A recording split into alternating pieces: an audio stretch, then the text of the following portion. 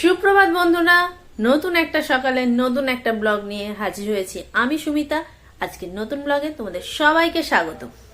আশা করি তোমরা সবাই ভালো আছো, সুস্থ আছো এবং হাসি খুশি আছো। আমি উঠেছি আজকে প্রচুর লেট, 8:30টায়।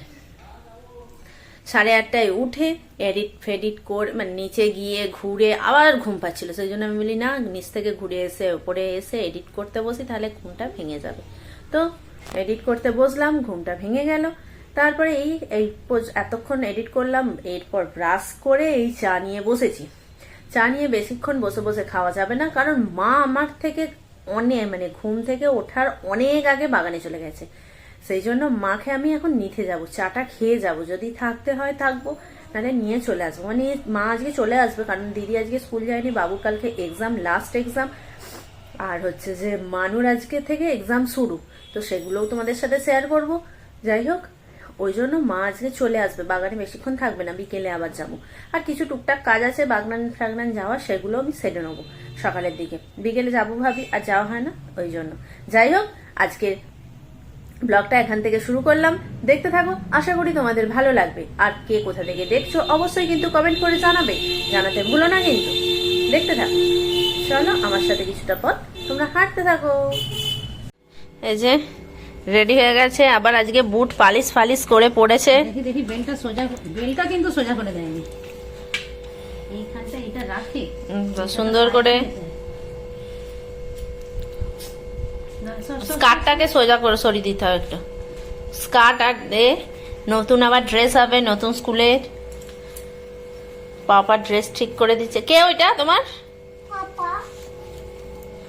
পাপা ড্রেস ঠিক করে দিচ্ছে, আর একজন পড়ছে, আমি চলে যাই মাকে আনতে। এই যে দদনকে আনতে এসেছে নাতু। আমি তো এখনই চলে যেতাম, দদনকে আনতে এসেছে, আমি ক্যামেরা অন করে দেখেই মুখ বাঁকিয়ে পালিয়েছে। দদনকে আনতে এসেছে বলেছি যে ক্যামেরা অন করলে আমাদের বাবুর মুড পুরো চেঞ্জ। কার? আমার না, কালকে তেল মেখেছিলাম, বিনুনি করে শুয়েছিলাম না, ওই জন্য আমাদের বাবুর মুড পুরো চেঞ্জ হয়ে যায়। লজ্জা পাচ্ছে।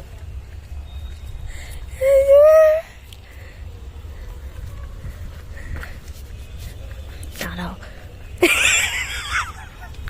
আমি কিন্তু যাচ্ছি, তুই ক্যামেরা অফ করে দেবে, আমি কিন্তু ক্যামেরা অফ করবো না, ঠিক আছে? কি হয়েছে বন্ধু? এই তো ক্যামেরা অফ করে দিয়েছি।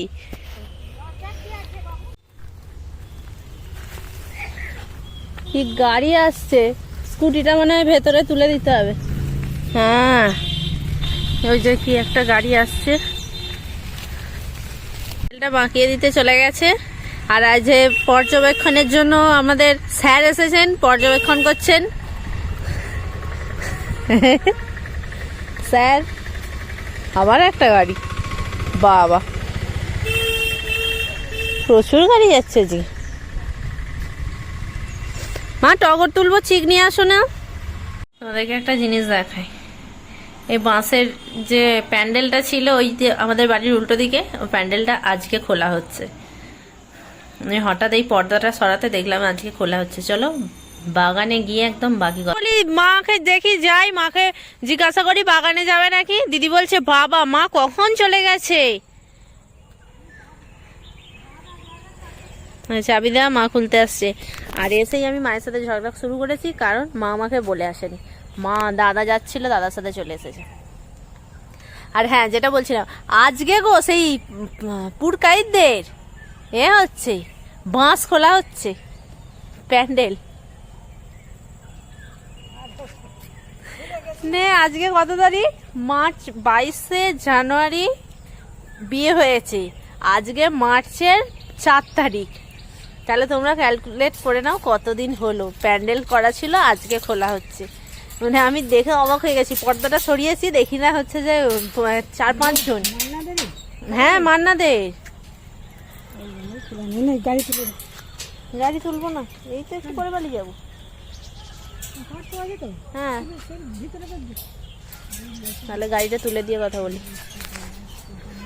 যদি এরকম করে আমি গেটে চাবি দিয়ে যাই, লোক ঢুকবে আর যাবে, মানে আসবে আর যাবে, আসবে আর যাবে। যাই হোক, যেটা বলছিলাম, ওদের প্যান্ডেল খুলছে দেখলে। আর আজকে পুজো করে স্নান করে তখন বাড়ি গেলাম, বাড়ি গিয়ে খাওয়া দাওয়া করে স্নান টান করে শিব মন্দিরে গেছিলাম। শিব মন্দিরে একটু দরকার ছিল, মন্দিরে প্রণাম টনাম করে ধূপবাতি জেলে আজকে 3খানা মেয়ে বাচ্চা হয়েছে, 3টে মেয়ের পুজো দিতে এসেছিল। পুজো সেটা হচ্ছে, ওই জন্য দেরি হয়ে গেছিলো, 2:30 বেজে গেছে আমার যেতে বাড়ি। গিয়ে খাওয়া দাওয়া করে, আর বাবা সেই কালকে মাছ ধরেছিল, সেই মাছের ঝোল ভাত খেয়ে দিয়ে একটু শুয়েছিলাম। শুয়ে আর একটা কি একটা বলবো বলে ভুলে গেছি। যাই হোক, শুয়েছিলাম, শুয়ে ফোন দেখছিলাম, আর মা বাগানে চলে এসেছে। সেই জন্য আমি হুড়মুড় করে বাগানে এসেছি। বাগনান যাব, এরপরে বাড়ি গিয়ে তারপর বাগনান যাব। মায়ের সাথে একটু কাজ করে নিই হাতে করে। কি তো করবো, ফুল তুলবো, চেরি ফুল 4টি কেটে নিই। চেরিগুলো তো নষ্টও হয়ে গেছে, না কাটলে আর থাকবেও না।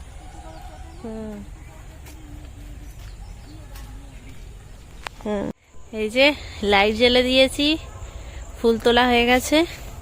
এবার হচ্ছে যে বাড়ি বেরোবো, চাবিও নিয়ে নিয়েছি, চাদর গায়ে দিয়ে দিয়েছি। চলো বাড়ি গিয়ে আবার দেখা হবে। মা ঠাকুর ঘরে পুজো করছে, ঠাকুরের নাম করছে। আর মেয়ে গেছে সন্ধ্যাবেলা মায়ের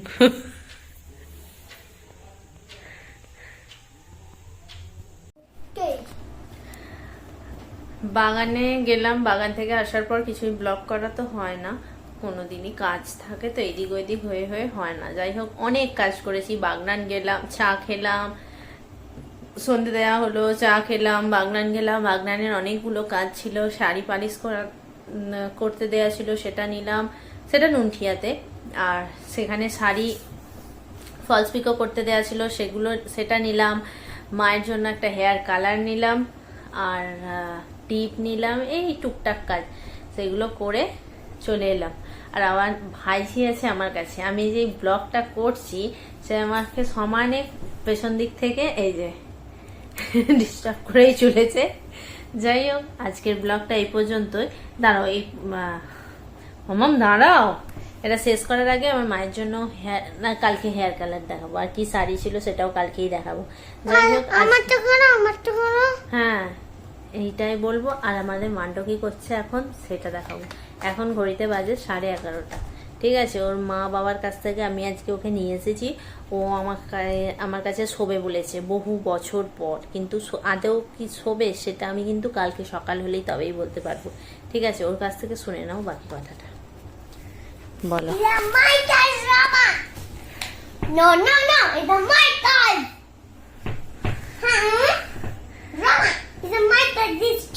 অ্যাক্টিং চলছে, অ্যাক্টিং ক্লাস চলছে এখন। ওকে,